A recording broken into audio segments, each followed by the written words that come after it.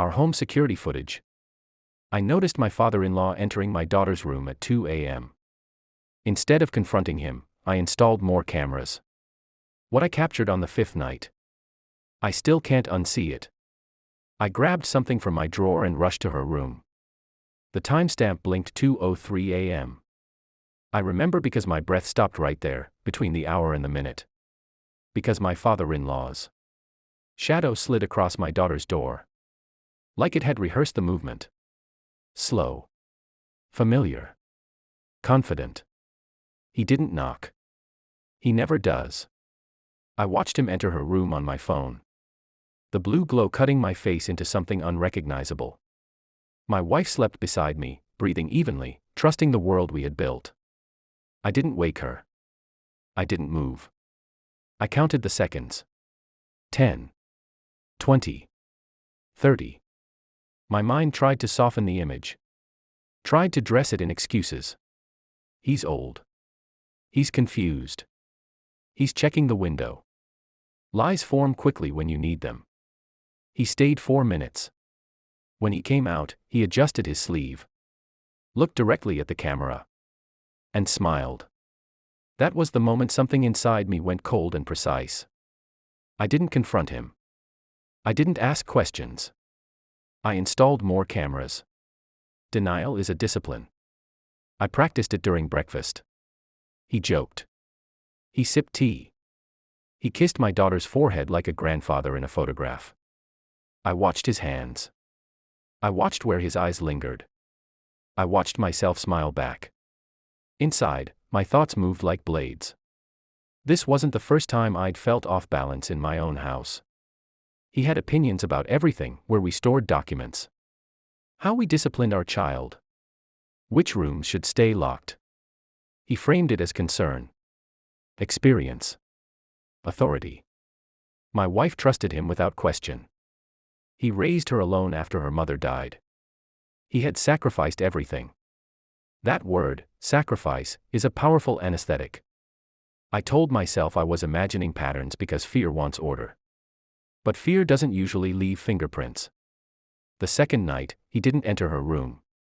The third night, he stood outside her door for a full minute, listening. The fourth night, he carried something small in his hand. Dark. Rectangular. I zoomed in until the pixels broke. A USB drive.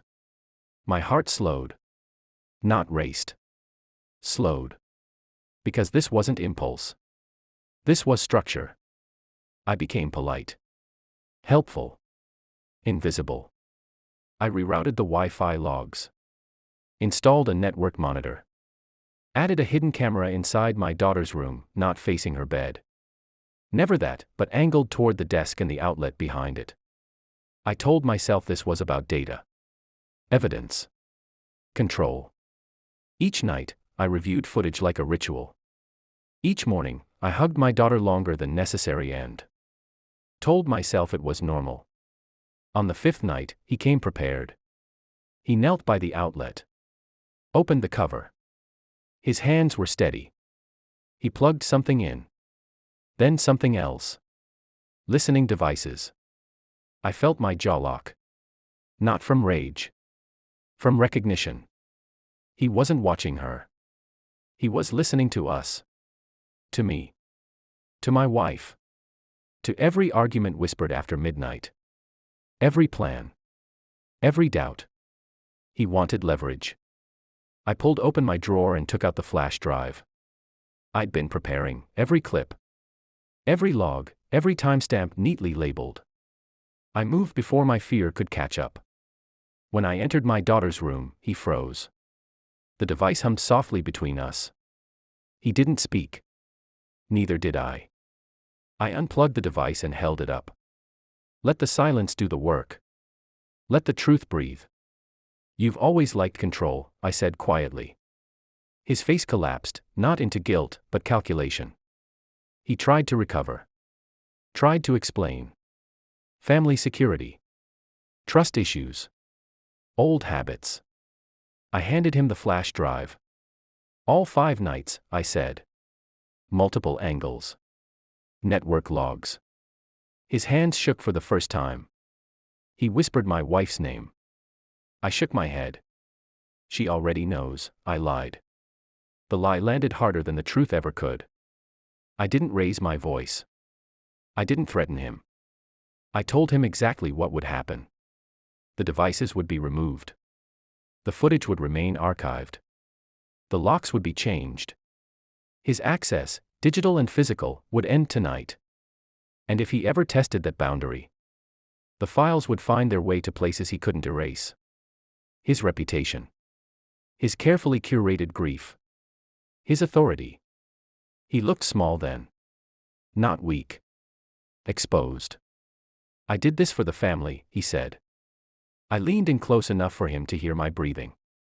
No, I said. You did it to own us. I watched him pack a bag. I watched him avoid my daughter's door. I watched him leave. I didn't tell my wife everything. Not yet. Some truths need distance to survive. The house is quieter now. Not peaceful. Clear. I still review the footage sometimes, not because I need reassurance, but because memory fades and evidence doesn't. My daughter sleeps through the night. So do I. Trust didn't break loudly. It peeled away, layer by layer, until only intent remained. And intent, once seen, can never hide again. I didn't lose control that night. I reclaimed it.